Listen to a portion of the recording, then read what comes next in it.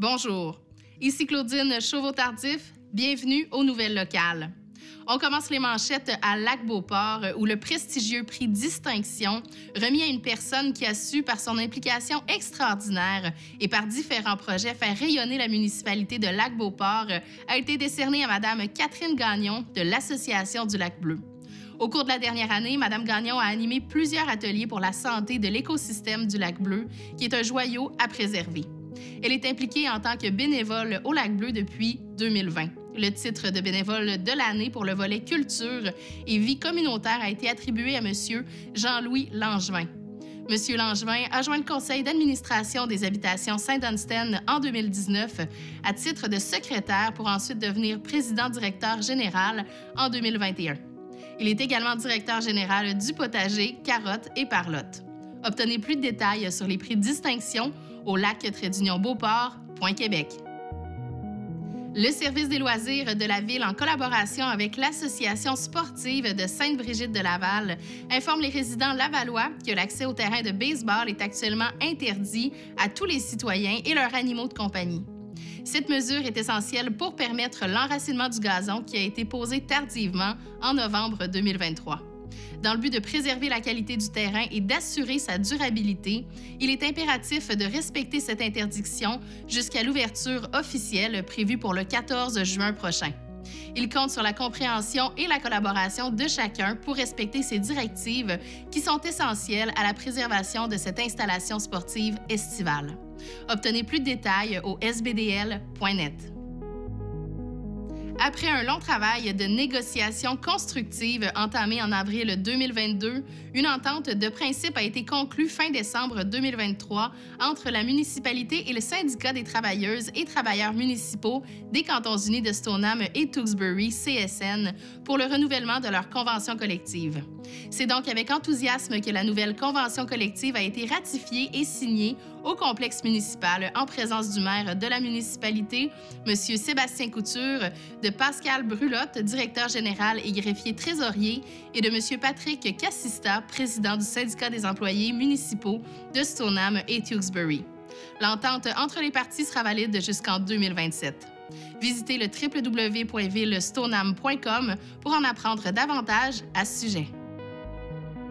C'est le 13 mars dernier, à Entourage sur le lac, qu'avait lieu la deuxième édition des remises de bourse MDJ de la Maison des jeunes de Lac-Beauport.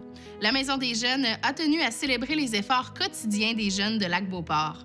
L'objectif était de mettre en lumière la belle jeunesse de notre communauté et de souligner leur engagement dans diverses activités plutôt que de se focaliser sur les performances individuelles. C'est dans cet esprit que les gagnants ont été sélectionnés par tirage au sort. Lisez l'article complet à la page 7 du journal L'Écho du lac. Une nouvelle force citoyenne émerge dans la région du lac Saint-Joseph. L'association à but non lucratif Vision Lac-Saint-Joseph a été officiellement lancée, portant la voix collective des résidents de Fossambeau-sur-le-Lac, de la ville de Lac-Saint-Joseph et de la ville de Sainte-Catherine-de-la-Jacques-Cartier. Leur mission première, la préservation de l'environnement naturel unique et la conservation du caractère champêtre qui fait la fierté et le bonheur de la communauté. Cette association prend forme en raison principalement des nouveaux projets de développement entourant le lac annoncés par la ville de Fossambeau-sur-le-Lac tout dernièrement dans son journal local et la pression constante exercée par l'augmentation du nombre de constructions, de résidents, d'embarcations sur le lac et de véhicules sur les routes dans les 3 municipalités riveraines. Découvrez cette OBNL à la page 26 du journal L'Entre guillemets. Lorsque l'École des explorateurs a ouvert ses portes en août 2014, le budget alloué par le gouvernement ne comprenait rien pour l'aménagement de la cour extérieure. Il n'y avait donc qu'une zone asphaltée avec des jeux de ballons peints au sol de disponibles aux élèves. Les membres du conseil d'établissement ainsi que les parents de l'OPP se sont donc mobilisés pour amasser des fonds via diverses activités de financement, telles que la vente de bûches de Noël et le course au thon.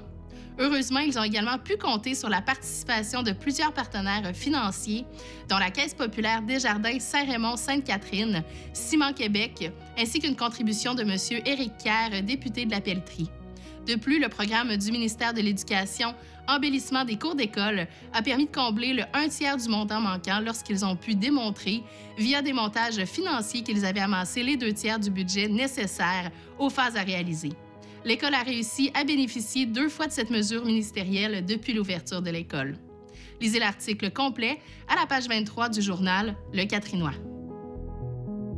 Tel que mentionné dans l'infolettre publiée le 18 avril dernier, la Ville a annoncé aux abonnés qu'elle cessera de publier l'infolettre à compter du lundi 20 mai 2024. Après avoir examiné attentivement leur stratégie de communication et dans le but d'informer les citoyens sans multiplier les plateformes de communication, ils ont choisi pour le moment de concentrer leurs efforts sur d'autres moyens pour vous tenir informés afin de maximiser leur façon de joindre la population. Bien qu'ils mettent fin à l'infolettre, ils restent engagés à fournir aux résidents des informations utiles et pertinentes via leurs autres canaux de communication. Parmi ceux-ci, mentionnons le site Internet, leur page Facebook, la plateforme citoyenne Voilà, qui envoie des notifications par courriel aux citoyens, les écrans électroniques et le journal municipal Shannon Express.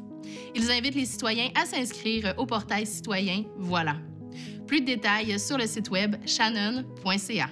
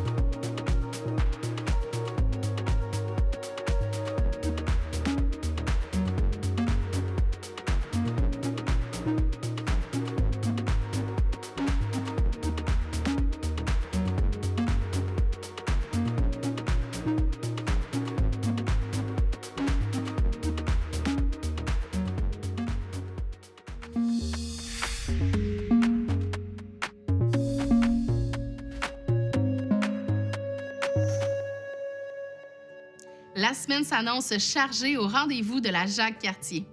C'est Marie-Hélène Raymond, coordonnatrice de la stratégie numérique au Musée national des beaux-arts de Québec, qui ouvrira le bal le 1er mai avec son webinaire en ligne « Comment intégrer le storytelling à ses actions de communication sur le web ». Une formation gratuite qui sera des plus utiles pour les artistes, mais aussi pour les travailleurs autonomes, les OBNL ou tous ceux qui gèrent les réseaux sociaux dans leur organisation. Le lendemain, le 2 mai, les artistes de toutes disciplines pourront apprendre à mieux naviguer entre l'expression de leur identité créative et les attentes du marché, d'une institution ou d'une industrie. La formation gratuite offerte par Caroline Hood, consultante en gestion créative, aidera les artistes à se positionner tout en restant fidèles à leur identité créative. Enfin, le 7 mai, Éric Lamirande de Fierbourg offrira une formation au bureau de la MRC sur comment gérer stratégiquement les réseaux sociaux et le marketing numérique. Une formation qui conviendra à tous ceux qui désirent développer leur affaire, entre autres avec les réseaux sociaux. Les places sont limitées et elles s'envolent rapidement. Inscrivez-vous dès maintenant au mrcjacques-cartier.com. Préparez votre été dès maintenant en redécouvrant votre cour arrière, le plus grand terrain de jeu de Québec. Du 15 au 18 août, plongez-vous dans l'art et la culture au Festival à deux têtes. Avec une programmation divertissante, cet événement unique connecte l'art à la montagne.